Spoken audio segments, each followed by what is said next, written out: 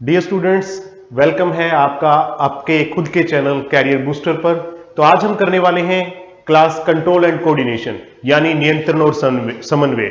और इस क्लास के अंदर हम जानेंगे कि किस प्रकार हमारा पूरा बॉडी है, कैसे वर्क करता है, कैसे हम किसी भी स्टिमुलस के प्रति रिस्पॉन्स करते हैं। फॉर एग्जांपल मैंने आपसे पूछा कि क्या क्लास आपको समझ में आ गई, तो आप बोलोगे यस सर। इट मींस क्या था, मेरे द्वारा बोली गई बात स्टिमुलस थी और आपके द्वारा दिया गया जवाब क्या था, रिस्पॉन्स था। ये सारे जवाब आखिरकार आते कैसे हैं, हम किसी भी चीज को कैसे देख पाते हैं, कैसे सुन पाते हैं, कैसे स्मेल ले पाते हैं, कैसे हम किसी चीज को टच करने पर हमें यह पता लग जाता है कि ये गर्म है, ये ठंडी है। तो इन सभी बातों के ऊपर आज हम प्रकाश डालने वाले हैं इस चैप्टर में, कंट्रोल एंड कोऑर्डिनेशन। तो dear students, control and coordination की अगर हम बात करें तो सबसे पहले बात आती है नर्व सेल की। अब ये नर्व सेल क्या है? नर्व सेल, नर्व सेल यानी न्यूरॉन। जो भी हमारा कंट्रोल एंड कोऑर्डिनेशन यानी नियंत्रण होता है पूरी बॉडी पर, जो भी सेंसेशन हम महसूस करते हैं वो इसी कारण करते हैं जिसका नाम है नर्व सेल। हिंदी में हम इसको तंत्रिका कोशिका कहते हैं। तो दोनों बातें आपको समझनी है। बाइलिंगुअल मेथड आपके लिए है क्योंकि जो बच्चे हिंदी मीडियम के हैं वो हिंदी मीडियम से समझ पाएंगे और इंग्लिश मीडियम वालों के लिए इंग्लिश मीडियम की जो है हमारे पास में वर्ड रहेंगे। तो प्यारे विद्यार्थियों, तंत्रिका कोशिका एक्चुअली है क्या? देखिए फॉर एग्जांपल, अब सपोज मैं आपको देख रहा हूं तो मेरी आईज केवल आपको देख रही है, लेकिन आईज के अंदर बनने वाले इमेज को कैरी कौन कर रही है? तंत्रिका कोशिका कर रही है। वो इमेज को ब्रेन तक लेकर के जाती है, तभी आपको वो चीज दिखाई देती है ना। तो कौन सी नर्व सेल होती है आई से ब्रेन तक ले जाने वाली? उसका नाम होता है ऑप्टिक नर्व सेल। तो पहले मैं आपको थोड़ा ब्रीफली बता देता हूं, उसके बाद एक्सप्लेन करेंगे। ये क्या करती है? Eyes to brain image transfer करती है। प्यारे विद्यार्थियों, समझ में आ गया? Eyes to brain image transfer, ठीक है। तो देखिए आईज के अंदर जो इमेज बनता है, जैसे ये आपको ये पेन दिख रहा है, ये सीधा दिख रहा है ना। आई के अंदर होता है कन्वेक्स लेंस, और कन्वेक्स लेंस में जो भी इमेज बनती है वो हमेशा उल्टी यानी इन्वर्टेड बनती है, उल्टी बनती है। लेकिन आपको तो चीजें उल्टी नहीं दिखती। आप किसी भी चीज को देखते हो, जैसे ये पेन है तो आपको सीधा ही दिख रहा है, उल्टा तो नहीं दिख रहा ना। मैं आपको सीधा दिख रहा हूं, उल्टा तो नहीं दिख रहा। उसके पीछे पूरा लॉजिक जो काम करता है वो ब्रेन का करता है। बिकॉज जो इमेज आई के रेटिना पर बनती है, कहां पर बनती है? आई में रेटिना पर। इसके ऊपर भी हम एक लेसन लेके आएंगे, एक चैप्टर लेकर के आएंगे लेक्चर में, जिसमें हम बताएंगे कि इस प्रकार आई इमेज बनाती है। तो रेटिना के ऊपर बनने वाली उल्टी इमेज को सीधा करता है हमारा ब्रेन, ठीक है। तो इस प्रकार अलग अलग पार्ट से, जैसे मैंने आई का बताया तो आई से ऑप्टिक नर्व है, इसी प्रकार कान से ऑडिटरी नर्व है, ठीक है। तो एक्चुअली नर्व सेल कैसे स्टिमुलस को रिसीव करती है उसके बारे में हम जान लेते हैं। देखिए नर्व सेल का डायग्राम देखेंगे तो आपको थोड़ा पता लगेगा। इससे पहले ये आपको जानना जरूरी है कि हमारा पूरा जो नर्वस सिस्टम है उसकी स्ट्रक्चरल और फंक्शनल यूनिट है नर्व सेल। नर्व सेल क्या है? तंत्रिका कोशिका क्या है प्यारे बच्चों? Structural and functional unit of nerve cell. Structural and functional unit of nerve cell, nervous system. तो स्ट्रक्चरल एंड फंक्शनल मींस क्या है कि हमारा नर्वस सिस्टम को बनाने वाली और नर्वस सिस्टम के अंदर काम करने वाली अगर कोई चीज है तो वो नर्व सेल है। इसके बिना नर्वस सिस्टम का काम अधूरा है। अब ये काम कैसे करती है? सपोज कीजिए कि ये चीज है जो बहुत ज्यादा हॉट है और मैंने इसको टच किया, ठीक है। टच करते ही मुझे पता लग जाएगा कि ये चीज गर्म है और मैं अपने हाथ को वहां से हटा लूंगा।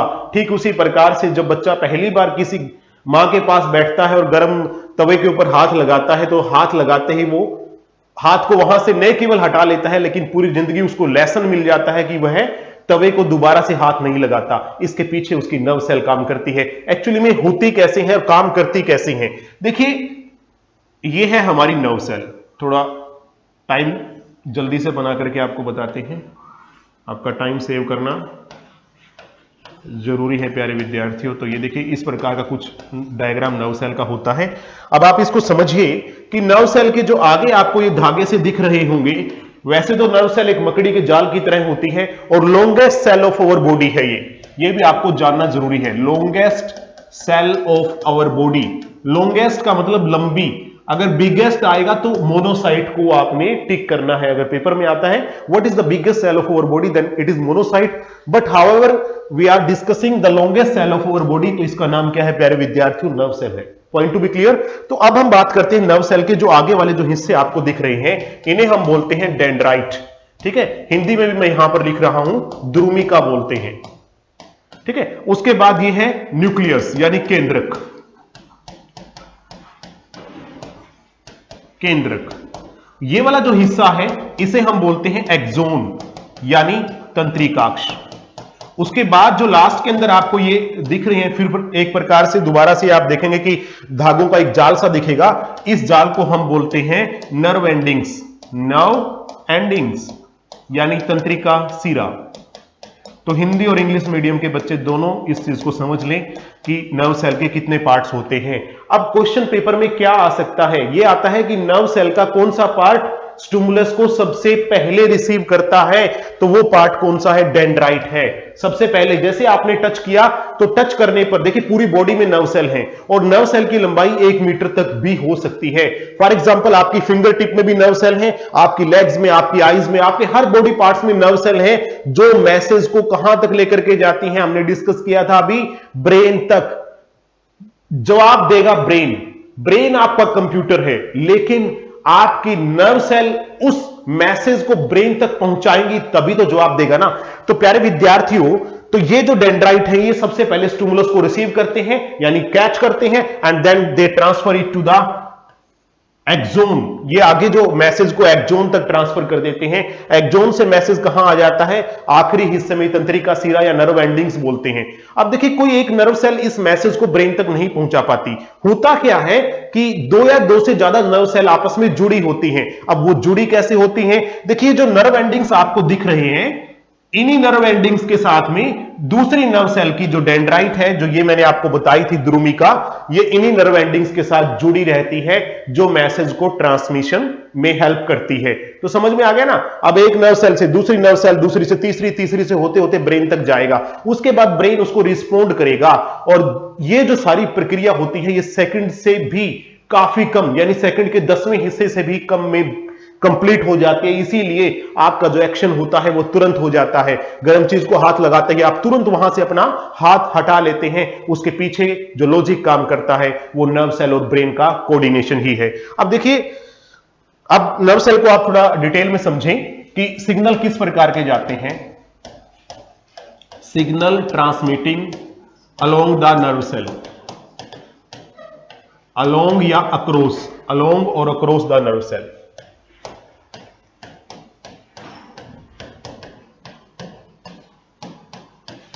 यानी नर्व सेल के अंदर या एक नर्व सेल से दूसरी नर्व सेल तक सिग्नल किस प्रकार जाते हैं उसके बारे में हम बात करेंगे। मैंने ऐसा तो आपको बता ही दिया कि एक नर्व सेल से दूसरी नर्व सेल, दूसरी से तीसरी होते होते सिग्नल ब्रेन तक पहुंच जाते हैं। पर ये सब होता कैसे है, नर्व सेल ऐसा कैसे कर पाती है। तो प्यारे विद्यार्थियों मैं आपको बता दूं, जैसा मैंने आपको बताया था कि ये पहली नर्व सेल है, ठीक है, पहली नर्व सेल है और ठीक है, ये पहली नर्व सेल है और यहां मान लीजिए दूसरी नर्व सेल है। समझ में आ गया। तो पहली नर्व सेल से दूसरी नर्व सेल तक सिग्नल कैसे जाते हैं, ये पेपर में बहुत बार आता है और इसको हम गलत कर देते हैं। यहां से यहां सिग्नल कैसे जाते हैं, पहले तो आप ये समझिए कि इस जगह को क्या कहते हैं। एक नर्व सेल और दूसरी नर्व सेल के बीच में खाली जगह को क्या बोलते हैं, इस जगह को बोलते हैं साइनेप्स। हिंदी में बोलते हैं अंतग्रथन, अंतग्रथन, ठीक है, या साइनेप्स। तो ये जो सिग्नल है इसके अंदर ट्रांसमिट होते हैं दो प्रकार से। एक तो होते हैं इलेक्ट्रिक सिग्नल, इलेक्ट्रिक यानी जैसे बिजली की तारें आपने देखी होंगी। बिजली की तारें क्या करती हैं, बिजली की तारें सिग्नल को ट्रांसमिट करती है ना। जैसे बिजली घर में से बिजली आपके घर तक आती है, किसके द्वारा आती है, तारों के द्वारा। कितना समय लगता है आने में, कुछ सेकंड के कुछ हिस्से में आपके घर में आ जाती है। ठीक इसी प्रकार से जो हम ये बात कर रहे हैं नर्व सेल की, इसके भी इलेक्ट्रिक सिग्नल इतने फास्ट होते हैं कि एक नर्व सेल से दूसरे, दूसरे से तीसरे होते होते बहुत जल्दी ब्रेन तक पहुंच जाते हैं। और सेकंड जो है वो chemical signal, chemical signal. Chemical signal क्या है प्यारे बच्चों कि ये नर्व सेल केमिकल को इस पार्ट के अंदर, ये जो खाली जगह आपको दिख रही है, यहां पर रिलीज कर देती है वो सिग्नल केमिकल के रूप में। तो इतना काफी आपको समझना, वो केमिकल एस्टाइल कोलाइन वगैरह काफी हो सकते हैं, लेकिन उन चीजों के ऊपर हम चर्चा नहीं करेंगे। कंपिटिटिव की बात करते हैं तो दो ही चीजें पूछी जाती हैं कि कौन कौन से सिग्नल ट्रांसमिट होते हैं, इलेक्ट्रिक सिग्नल और केमिकल सिग्नल। ठीक है, समझ में आ गया? तो देखिए आप नर्व सेल का डायग्राम एक बार देख लीजिए। ये नर्व सेल है। तो प्यारे बच्चों ये जो धागे आपको दिख रहे हैं, मैंने आपको बता दिया था कि ये डेंड्राइट है। डेंड्राइट यानी द्रुमिका, हिंदी में मैंने आपको बताया द्रुमिका। ये क्या करती है? सिग्नल को कैच करती है सबसे पहले। उसके बाद ये एक्सोन, बीच बीच में जो तंत्रिकाक्ष यानी एक्सोन है, हिंदी में मैंने इसको बताया था आपको, तंत्रिकाक्ष कहते हैं। इनके बीच बीच में खाली जगह है, इसे नाम दिया गया है नोड ऑफ रेनवियर। रेनवियर एक साइंटिस्ट थे तो उसी के नाम पर इनका नाम रखा गया है। और जैसे आपको पता होगा कि जो बिजली की तार होती है उसके ऊपर रबड़ चढ़ा होता है ना, रबड़ को छीलते हैं जब हमें जोड़ लगाना होता है, तो फिर उसके बाद अंदर तांबे की तार होती है, उनको फिर आपस में बाइंड करते हैं जोड़ लगाने के लिए। ठीक इसी प्रकार से ये भी जो बीच वाली जो तार आपको दिख रही होगी, ये सिग्नल को लेकर के जाती है प्यारे बच्चों। और ये जो ऊपर आपको ग्रीन कलर की दिख रही है, ये है म्यालिन शीथ, म्यालिन की परत। जैसे रबड़ की परत होती है ना, इसी प्रकार माइलिन की परत होती है जो इसको सिग्नल को इलेक्ट्रिक मैकेनिकल शॉक से बचाती है। इलेक्ट्रिक या मैकेनिकल शॉक, शॉर्ट सर्किट ना हो जाए जैसे तारों में होता है, इसी प्रकार यहां पर भी सिग्नल ब्रेक हो सकता है, तो उसको बचाने का काम कौन करती है? म्यालिन शीथ करती है। और लास्ट के अंदर आपको पता ही है कि नर्व एंडिंग्स हैं जो मैसेज को एक नर्व सेल से दूसरी नर्व सेल में पहुंचाने का काम करती हैं। तो ये पूरा प्रोसेस जो है नर्व सेल का होता है प्यारे बच्चों। अब देखिए अगर नर्व सेल नहीं होती तो मैं बोलता, आपको पता लगता कि मैं बोल रहा हूं लेकिन आपको सुनाई नहीं देता। आपको ये चीजें दिखती, आपको पता लगता कि दिख रही हैं, लेकिन आपको आपका ब्रेन जवाब नहीं दे पाता कि ये है क्या, तो इसका मतलब आपको दिख नहीं पाता। ठीक है ना? आपको कोई चीज मैं बोल रहा हूं, आपको सुनाई नहीं देती, आपको गर्म ठंडा महसूस नहीं होता, तो अगर नर्व सेल के सिग्नल ब्रेन तक नहीं पहुंच पाते तो ये सारी दिक्कतें आती हैं। अब जैसे मान लो कोई ड्रग दी जाती है, कोई दवाई दी जाती है, आपको पेन हो रहा है बॉडी में किसी भी पार्ट्स में, तो वो दवाई यही करती है कि वो सिग्नल यानी पेन के सिग्नल ब्रेन तक ना पहुंचे, उसको तोड़ने का काम करती है। ठीक है ना? पेन किलर किसी भी समस्या का निवारण नहीं करती है, समस्या का निवारण करने वाली मेडिसिन अलग होती है। पेन किलर का काम केवल मात्र इतना होता है कि वो जो सिग्नल, पेन के जो सिग्नल है वो ब्रेन तक ना पहुंचे, ताकि आपको उस दर्द का एहसास ना हो, बस दैट्स ऑल। ओके, हाँ, तो अब हम ब्रेन की बात करेंगे प्यारे बच्चों। ब्रेन, तो ब्रेन की बात करने से पहले मैं आपको बता दूं कि हमारा जो नर्वस सिस्टम है यानी तंत्रिका तंत्र, तंत्रिका तंत्र, इसे हम नर्वस सिस्टम बोलते हैं हमारा तंत्रिका तंत्र। ये कैसे काम करता है और इसके कौन कौन से पार्ट होते हैं उसके ऊपर चर्चा कर लेते हैं। तो नर्वस सिस्टम के अगर हम पार्ट की बात करें तो एक तो होता है CNS, सेंट्रल नर्वस सिस्टम, या हिंदी में लिखूं तो केंद्रीय तंत्रिका तंत्र, तंत्रिका तंत्र। ठीक है? दूसरे नंबर पर आता है autonomic nervous system, autonomic nervous system. ठीक है? ऑटोनोमिक क्या होता है प्यारे बच्चों? जो अपने आप काम करने वाला सिस्टम होता है। ठीक है? ऑटोनोमिक नर्वस सिस्टम, ऑटो मतलब अपने आप,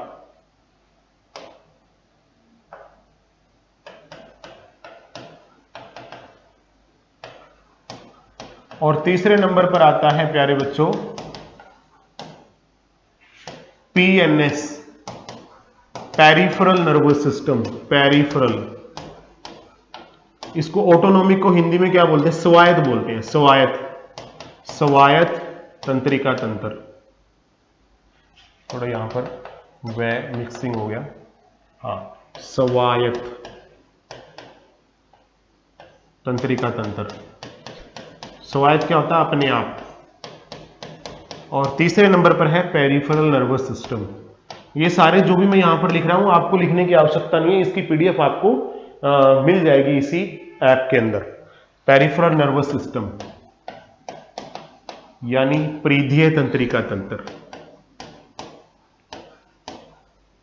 परिधीय तंत्रिका तंत्र। अब आप बारी बारी से इन तीनों चीजों को समझ लीजिए कि ये 3 प्रकार का हमारा जो तंत्रिका तंत्र है वो कैसे काम करता है और किस में क्या क्या होता है। सबसे पहले हम इसी को ले लेते हैं CNS को, ठीक है, CNS यानी सेंट्रल नर्वस सिस्टम।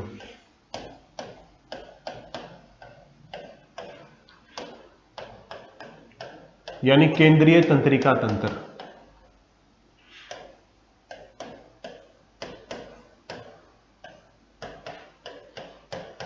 केंद्रीय तंत्रिका तंत्र, तो इसके 2 भाग हैं प्यारे बच्चों। केंद्रीय तंत्रिका तंत्र के 2 पार्ट्स हैं। एक तो ब्रेन है। केंद्रीय तंत्रिका तंत्र में क्या आता है, ये वाला हिस्सा केंद्रीय तंत्रिका तंत्र में आता है, ये पूरा हिस्सा, ये केंद्र है ना आपके सोचने का, विचारने का। तो इसमें एक तो ब्रेन आ गया जिसे हम बोलते हैं मस्तिष्क, मस्तिष्क, और दूसरे पर आ गया स्पाइनल कॉर्ड यानी मेरुरज्जु। तो ये आते हैं आपके 2 पार्ट्स, किसमें, सेंट्रल नर्वस सिस्टम में। तो ब्रेन को समझेंगे पहले, ब्रेन के क्या कौन कौन से पार्ट हैं, क्योंकि ब्रेन से तो बहुत सारे क्वेश्चन आते हैं। कई बार ये आता है कि हमारे ब्रेन का सबसे बड़ा पार्ट कौन सा है, ब्रेन का कौन सा पार्ट आपका बैलेंस बना के रखता है, ब्रेन का कौन सा पार्ट आपका जो है मांसपेशियों को कंट्रोल करता है, कौन सा आईज को कंट्रोल करता है, ये सभी बातें हम अभी चर्चा करने वाले हैं। तो ब्रेन के कितने पार्ट हैं प्यारे बच्चों, ब्रेन के 3 पार्ट हैं। पहले नंबर पर फोर ब्रेन।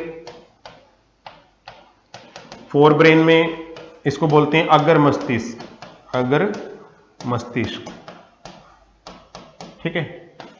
दूसरे नंबर पर मिड ब्रेन, मध्य मस्तिष्क, मध्य मस्तिष्क, और 3 नंबर पर आता है हाइंड ब्रेन, पश्च मस्तिष्क, पश्च मस्तिष्क। तो ये है ब्रेन के 3 पार्ट, ठीक है। इन्हीं 3 पार्ट में से फोर ब्रेन के अंदर एक होता है सेरिब्रम, सेरिब्रम, इसको बोलते हैं पर मस्तिष्क। ये ब्रेन का सबसे बड़ा पार्ट है प्यारे बच्चों, पर मस्तिष्क। अभी हम इसी की चर्चा करने वाले हैं, पर मस्तिष्क, ब्रेन का सबसे बड़ा पार्ट, पर मस्तिष्क। और ये भी समझ लीजिए कि जो आपका ब्रेन होता है ना, ब्रेन ये किसके अंदर प्रेजेंट होता है, खोपड़ी में, क्रेनियम में। और खोपड़ी के अंदर प्यारे बच्चों ब्रेन होता है, और खोपड़ी के अंदर 3 झिल्लियां होती हैं, मैनिंग्स बोलते हैं इनको, मैनिंग्स, मैनिंग्स। ये 3 झिल्लियां होती हैं, 3 झिल्लियां, जिनके अंदर हमारा जो मस्तिष्क है वो सुरक्षित रहता है। इन 3 झिल्लियों को हम क्या नाम देते हैं, मैनिंग्स देते हैं। और इन झिल्लियों के अंदर क्या भरा होता है, लिक्विड भरा होता है। उस लिक्विड का नाम है सेरिब्रो स्पाइनल फ्लूइड। ये बहुत बार आता है कि हमारे ब्रेन के जो खोपड़ी है उसके अंदर कौन सा फ्लूइड भरा होता है जो हमारे ब्रेन की रक्षा करता है, तो उसका नाम है सेरिब्रो स्पाइनल फ्लूइड, यानी पर मस्तिष्क मेरु द्रव। हिंदी में क्या बोलते हैं, पर मस्तिष्क मेरु द्रव, मेरु द्रव। तो ये चीजें आपको जाननी जरूरी है पहले, ब्रेन की जानने से पहले, कि खोपड़ी में होता है ब्रेन, उसके खोपड़ी के अंदर 3 झिल्लियां होती है जिन्हें मैनिंग्स बोलते हैं। और मैनिंग्स के अंदर जो है फिर बाद में लिक्विड होता है, तरल पदार्थ भरा होता है, जिसे हम पर मस्तिष्क मेरु द्रव या सेरिब्रो स्पाइनल फ्लूइड कहते हैं, जो हमें हमारे मस्तिष्क को किसी भी आघात से बचाता है, इंजरी से हेल्प करता है बचाने में। तो मैंने आपको बताया ब्रेन के 3 पार्ट हैं, फोर ब्रेन, मिड ब्रेन और हाइंड ब्रेन। फोर ब्रेन का जो सबसे बड़ा पार्ट है उसका नाम है सेरिब्रम या पर मस्तिष्क। अब ये क्या करता है और इसमें होता क्या है, पहले हम फोर ब्रेन के बारे में जान लेते हैं, सेरिब्रम। तो प्यारे बच्चों ये देखिए, फोर ब्रेन के सेरिब्रम, ये जो आपको दिख रहा है, ये 4 लोब हैं, ये पिंक कलर में, ये फिर आपको दिख रहा है थोड़ा ऑरेंज कलर में, ब्लू कलर में और ग्रीन कलर में।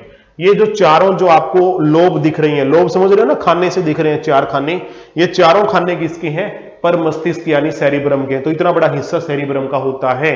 अब आप इनको बारी बारी से समझेंगे तो आपको समझ में आएगा कि एक्चुअली में इनका काम क्या होता है, अलग अलग हिस्से का। जैसे मैं अगर आपको बताऊं कि आपको दिन में जो भी एक्टिविटीज करनी पड़ती है, फॉर एग्जांपल आपको फल सब्जी लेने जाना है तो आप फल सब्जियों की, फ्रूट्स वाली दुकान के ऊपर जाते हैं।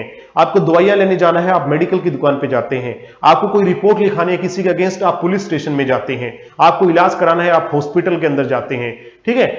इस प्रकार आप अलग अलग काम अलग अलग जगह पर करते हैं। पानी की समस्या है तो वाटर वर्क्स डिपार्टमेंट, इरिगेशन या वगैरह वगैरह के पास जाते हैं। तो इसी प्रकार हमारा ब्रेन भी एक दिखने में तो एक ही है, लेकिन अलग अलग जगह से किसका सिग्नल किसको लेना है, ब्रेन ने अपने अपने डिपार्टमेंट बांट रखे हैं प्यारे बच्चों। फॉर एग्जाम्पल, किसको केवल देखने का काम करना है कि आंख जो देख रही है उसके सिग्नल को ही लेना है, बाकी कोई काम नहीं करना, उसका डिपार्टमेंट अलग है। सूंघने वाला डिपार्टमेंट अलग है, टेस्ट वाला डिपार्टमेंट अलग है, सुनने वाला डिपार्टमेंट अलग है, यानी कि टच करते हैं किस चीज को, सेंसेशन महसूस होती है हमें स्पर्श के द्वारा, तो उसका डिपार्टमेंट भी अलग है। तो अलग अलग डिपार्टमेंट है, उसी की चर्चा हम करते हैं। ये 4 लोब आपको दिख रही हैं, ये चारों का डिपार्टमेंट अलग अलग है। पहले नंबर पर फ्रंटल लोब, ये जो आपको ऑरेंज कलर में दिख रही है इसको बोलते हैं फ्रंटल लोब। तो इसका काम क्या है प्यारे बच्चों, मोटर कंट्रोल, मोटर यानी होता है चलना फिरना वैसे, और प्रॉब्लम सोल्विंग, प्रॉब्लम सोल्विंग क्या होता है, किसी भी समस्या के निवारण में ये हेल्प करती है। और थर्ड पर स्पीच प्रोडक्शन, आप कितनी एफिशिएंटली बोल पाते हैं, कितना अच्छा बोल पाते हैं, कितना फ्लुएंटली बोल पाते हैं, बिना रुके बोल पाते हैं, जल्दी जवाब दे पाते हैं, ये सारा का सारा फ्रंटल लोब का होता है। यानी कि स्पीच प्रोडक्शन भी इस वाले हिस्से में करनी है। अब ये वाला हिस्सा क्या करता है, पैराइटल लोब। तो प्यारे विद्यार्थियों, टच परसेप्शन, मैंने बोला था ना गर्म ठंडा हमें तुरंत पता लग जाता है। तो ये यहां से मैंने टच किया, ये चीज गर्म है, तो हमें कैसे पता लगा, ब्रेन के इस हिस्से में मैसेज गया, इसका नाम है पैराइटल लोब। हिंदी में भी इनको ऐसे ही बोलते हैं प्यारे बच्चों, तो हिंदी और इंग्लिश में कंफ्यूज नहीं होना, इसको बोलते हैं फ्रंटल, इसको पैराइटल। पैराइटल पाली बोल देते हैं, लोब का मतलब पाली, ठीक है।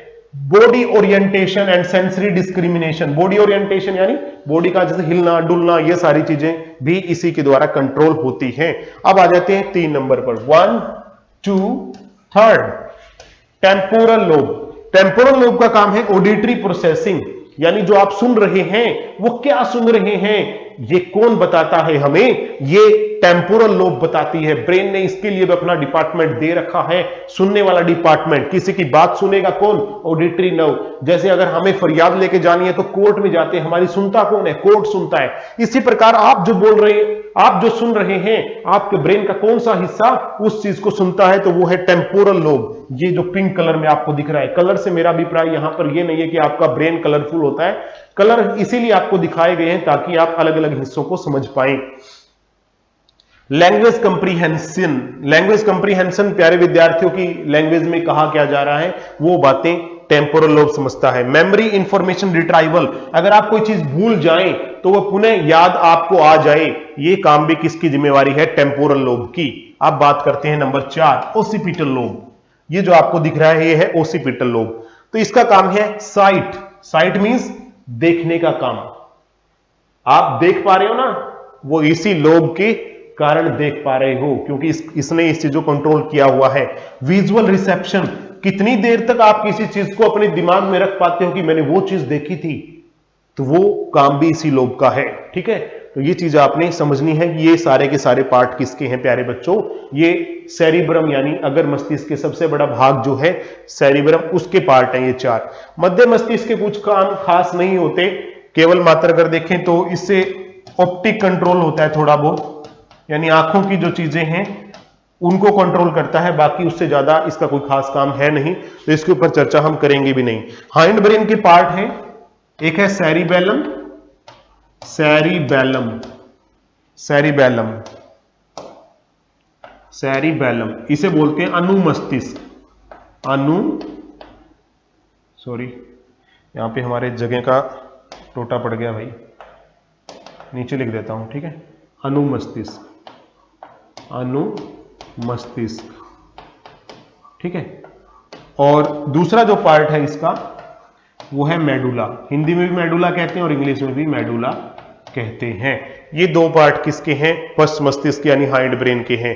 तो जैसा मैंने डायग्राम में दिखाया, ये जो हिस्सा है ये है सेरिबेलम, ये पश्च मस्तिष्क का भाग है, और बैलेंस बनाने का काम इसी ने करना है। आप बचपन के अंदर साइकिल नहीं चलाना सीख जानते, तब तक आपको लगता है इधर गिरूंगा मैं, उधर गिरूंगा मैं, लेकिन जैसे आपको साइकिल चलानी आ जाती है उसके बाद बेखूबी बैलेंस आप बनाते हैं। साइकिल के बाद आप मोटरसाइकिल, गाड़ी, सब चीजों का कंट्रोल इस प्रकार से करते हैं। आपका सेरिबेलम का काम है प्यारे विद्यार्थियों। एकदम से कोई चीज आ गई, आपका दिमाग सोचता भी नहीं है, तुरंत ब्रेक लगा देता है, वो सारे का सारा काम किसका है, सेरिबेलम का। बैलेंस एंड कोऑर्डिनेशन का काम सेरिबेलम का है प्यारे बच्चों। सेरिबेलम का काम क्या है, बैलेंस एंड कोऑर्डिनेशन, यानी संतुलन और समन्वय, ये काम किसका है? सेरिबेलम, हिंदी में क्या बोलते हैं इसको? अनुमस्तिष्क। पॉइंट क्लियर हो गया? उसके बाद जो हिस्सा बचता है मेडुला, नीचे का जो हिस्सा आपको दिख रहा है ये मेडुला है। मेडुला का काम क्या है? देखिए मेडुला का काम होता है इनवॉलेंट्री एक्शन जो होते हैं, इनवॉलेंट्री यानी अनैच्छिक क्रियाएं। अनैच्छिक मतलब क्या होता है? जो इच्छा के बिना हो, वे क्रियाएं जो हमारी इच्छा के बिना हो, इनवॉलेंट्री कहते हैं उनको नियंत्रित करता है मेडुला। जैसे खांसना, छींकना, ये हमारी इच्छा के अनुसार नहीं होती, हम नहीं डिसाइड करते कि हमें कब छींक मारनी है, कब खांसना है। निगलना, छींकना, खांसना, निगलना, कफिंग, स्नीजिंग, वोमिटिंग, ठीक है, तो वो सारी, उल्टी करना, ये सारी क्रियाओं को कौन नियंत्रित करता है? ये मेडुला करता है। और ये दोनों पार्ट किसके हैं? ये दोनों पार्ट किसके हैं? हाइंड ब्रेन के हैं, यानी पश्च मस्तिष्क के हैं। तो ये कहानी थी ब्रेन की, काफी इंटरेस्टिंग थी, तो आपको काफी हद तक ये समझ में आ गई होगी। ठीक है, तो अब जो हम पीछे चलते हैं थोड़ा,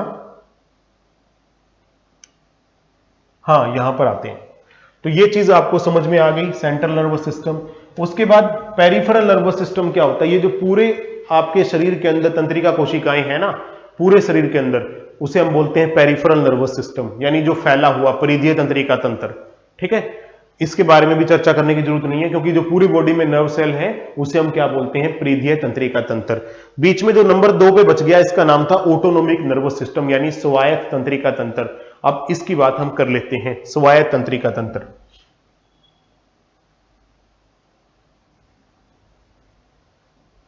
हाँ, स्वायत्त तंत्रिका तंत्र,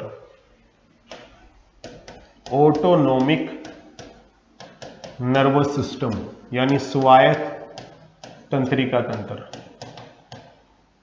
इसका क्या काम है ये जान लीजिए, स्वायत्त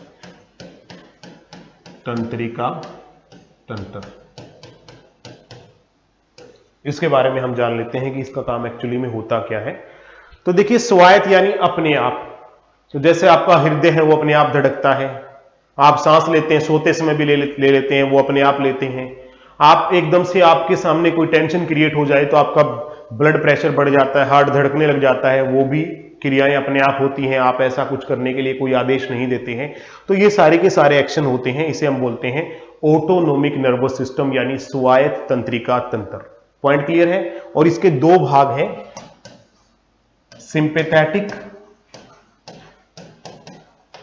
सिंपैथेटिक नर्वस सिस्टम,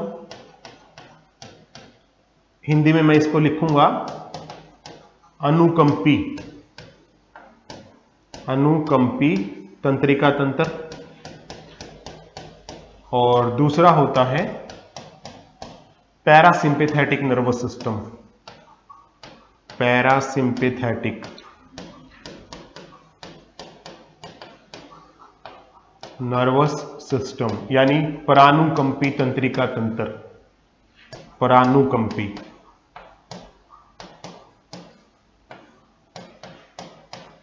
अब ये दोनों क्या करते हैं इसके ऊपर भी हम चर्चा कर लेते हैं। अब देखिए ऑटोनोमिक नर्वस सिस्टम दो चीजों से मिलकर बना हुआ है, अनुकंपी और परानुकंपी, यानी सिंपैथेटिक और पैरासिम्पैथेटिक। अगर किसी कारण से आपकी हार्ट बीट बढ़ जाए तो हार्ट बीट बढ़ने के कारण हार्ट फेल या इस प्रकार की कोई समस्या न आ जाए, श्वसन दर बढ़ जाए, रेस्पिरेटरी रेट बढ़ जाए, तो एक अगर बढ़ाने का काम करेगी तो दूसरा कम करने का काम करेगी। ठीक है, एक पुतलियों को सिकोड़ेगी तो दूसरा फैलाएगी, एक हार्ट बीट को बढ़ाएगी तो दूसरा सिकोड़ेगी, एक यूरिनरी ब्लैडर है उसको कॉन्ट्रैक्ट करेगी। यूरिनरी ब्लैडर क्या होता है? जिसमें यूरिन स्टोर रहता है, एक उसको सिकोड़ेगी तो दूसरा उसको फैलाएगी। तो इसके बारे में हम देख लेते हैं दोनों में अंतर क्या है। ये देखिए पैरासिम्पैथेटिक और सिंपैथेटिक यानी परानुकंपी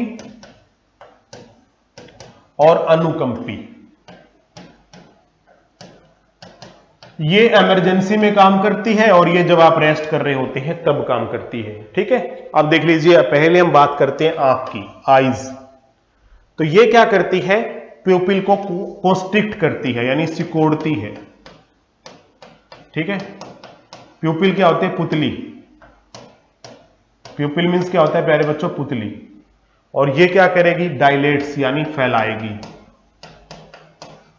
तो पुतली अगर एक सिकोड़ेगी तो दूसरा फैलाएगी, जैसे आपको पता होगा कि जैसे हम बहुत अधिक प्रकाश से अंधेरे कमरे में आते हैं तो कुछ देर के लिए हमें दिखता नहीं। कारण क्या होता है कि आपकी पुतली उतने टाइम फैलने में लेती है, आंख के अंदर पुतली होती है, जब वो फैल जाती है तो आपको दिखना स्टार्ट हो जाता है। अंधेरे में जब एकदम से आए या फिर अंधेरे से एकदम से प्रकाश में गए तब भी नहीं दिखता, तब पुतली सिकुड़ रही होती है, तो उतना टाइम जो लेती है सिकुड़ने में उतने टाइम तक आपको दिखाई नहीं देता। तो ये सारा काम पुतली यानी प्यूपिल का होता है।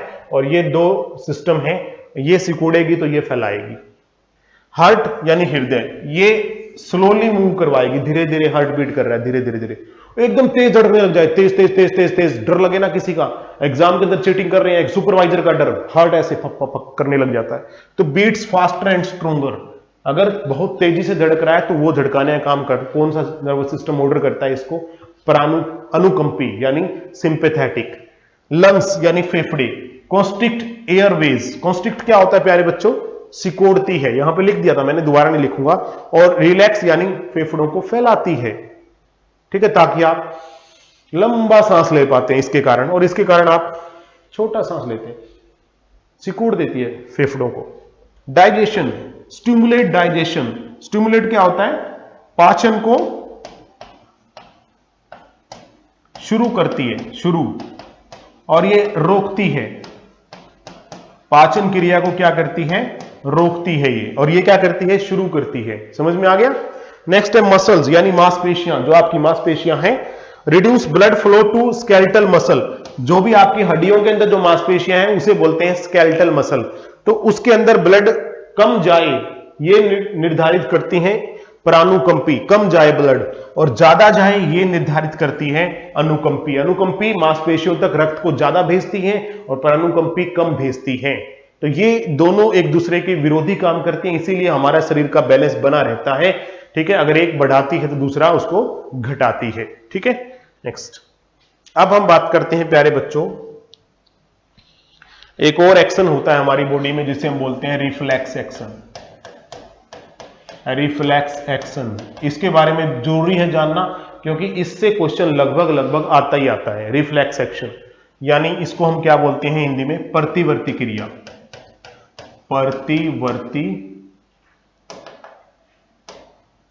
प्रतिवर्ती क्रिया, रिफ्लेक्स एक्शन।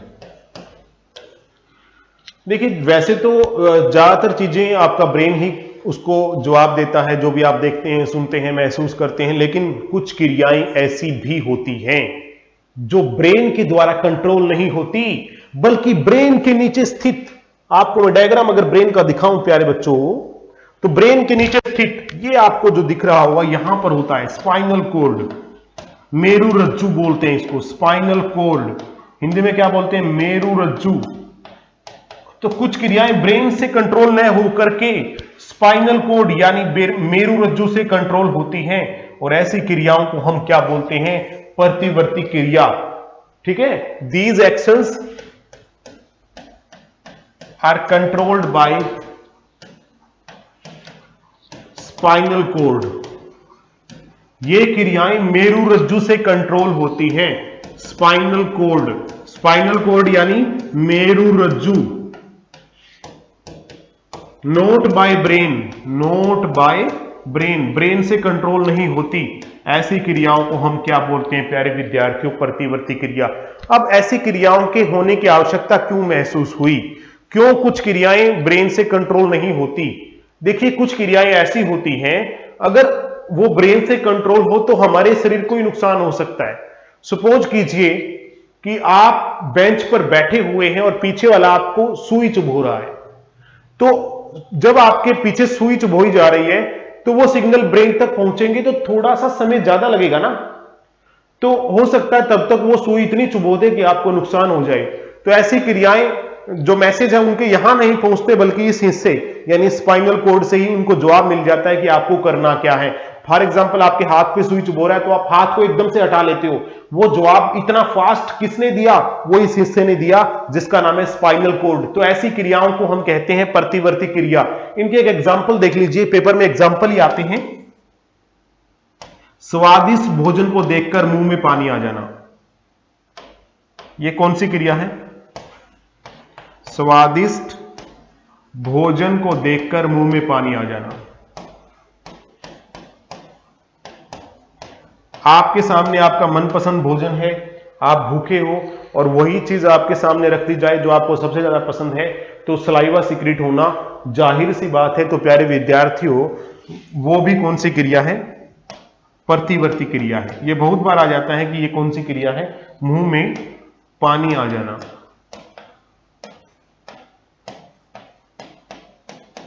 ठीक है। दूसरा सुई के चुभने के बाद हाथ का हटा लेना।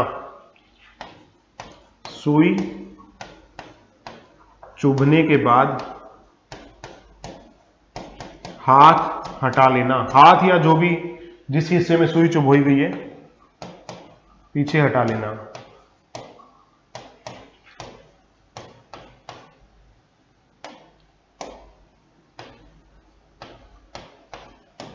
तीसरा, फॉर एग्जाम्पल अंधेरे में आपके सामने कोई टॉर्च आपकी आंख में मार दे तो पलकों का बंद हो जाना। प्रकाश पड़ने पर पलकों का बंद हो जाना। ठीक है। प्रकाश पड़ने पर, हिंदी में मैं लिख रहा हूं ताकि दोनों बच्चे समझ जाएं, पलकों का बंद हो जाना।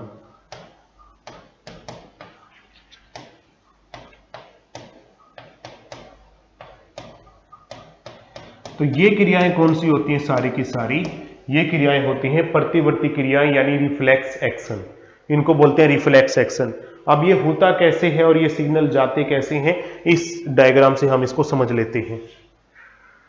देखिए, ये किसी व्यक्ति का हाथ है। नीचे जो आपको दिख रहा है ये गर्म एक पतीला है जिसके अंदर से भाप भी निकल रही है। आप महसूस कर पा रहे होंगे, चित्र के अंदर देख पा रहे होंगे कि ये देखिए किस प्रकार से भाप निकल रही है इसमें से।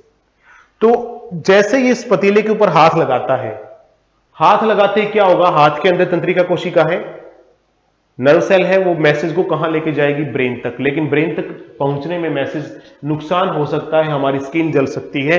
तो होता क्या है? ये देखिए, ये नर्व सेल है, तंत्रिका कोशिका है, इसका नाम है सेंसरी न्यूरॉन, संवेदी तंत्रिका। कई बार ये भी आता है पेपर में कि कौन सी तंत्रिका संदेश को मेरुरज्जु तक लेकर के जाती है? स्पाइनल कोर्ड तक। ये स्पाइनल कोर्ड है प्यारे बच्चों, स्पाइनल कोर्ड यानी मेरुरज्जु। तो पेपर में आता है कई बार कौन सी तंत्रिका कोशिका मैसेज को स्पाइनल कोर्ड तक लेकर के जाती है, तो उसका नाम है संवेदी तंत्रिका। क्लियर होगी बात यहां पर? तो ये मैसेज को लेके गई स्पाइनल कोर्ड तक और स्पाइनल कोर्ड ने फटाफट यह जांच लिया कि इसने जिस चीज पे हाथ लगा रखा है ये तो बहुत गर्म चीज है और इससे इस व्यक्ति को नुकसान हो सकता है। तो स्पाइनल कोर्ड क्या कहेगी?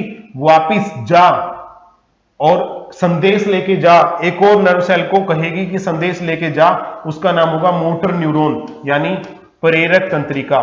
प्रेरक, इस प्रेरक को कहेगी कि जाओ और उसको बोलो हाथ को कि आप वहां से अपने आप को हटा लीजिए, नहीं तो आप जल सकते हैं। तो वो प्रेरक तंत्रिका वापस जाएगी मसल्स को के पास में और मसल्स को ऑर्डर देगी कि आप हाथ को ऊपर की ओर कर लीजिए, तो हाथ आप ऊपर कर लेते हैं। इस पूरे एक्शन को हम बोलते हैं रिफ्लेक्स एक्शन यानी प्रतिवर्ती क्रिया। और प्यारे बच्चों, ये जो रास्ता तय किया, यहां से चली इधर से होते हुए स्पाइनल कोर्ड तक यानी मेरुरज्जु तक, फिर वापिस आई तंत्रिका कोशिका दूसरी प्रेरक वाली, यहां तक लेकर के आई। इस रास्ते को बोलते हैं रिफ्लेक्स आर्क यानी प्रतिवर्ती चाप। कई बार तो पेपर में यही पूछ लिया जाता है कि संवेदी अंग से संदेश को मेरुरज्जु तक लेकर के जाना और मेरुरज्जु से वापिस प्रेरक तंत्रिका द्वारा लेकर के आने के दौरान तय किए गए रास्ते को क्या बोलते हैं? तो बच्चे प्रतिवर्ती क्रिया ही लिखाते हैं, लेकिन उस रास्ते को क्या बोलते हैं? Reflex arc. आर्क यानी चाप। तो इस रास्ते को हम प्रतिवर्ती चाप बोलते हैं। ठीक है। तो इस प्रकार कुछ एक एक्शन ऐसे भी होते हैं जो हमारे ब्रेन के कंट्रोल में न होकर के मेरुरज्जु के द्वारा कंट्रोल होते हैं और ऐसे एक्शन को हम बोलते हैं प्रतिवर्ती क्रियाएं। समझ में आ गया ना, रिफ्लेक्स एक्शन। तो प्यारे विद्यार्थियों, इस चैप्टर में हमने क्या क्या सीखा उसके बारे में हम एक बार से फिर से फीडबैक आपसे ले लेते हैं। हमारे नर्व सेल की, नर्वस सिस्टम की संरचनात्मक और क्रियात्मक इकाई क्या है? Nerve cell, neuron. ठीक है। एक बार से इसको फटाफट रिकैप आपका कर लेते हैं प्यारे बच्चों, 5 मिनट के अंदर, ताकि आप इसको अच्छी तरह से समझ लें। रिकैप।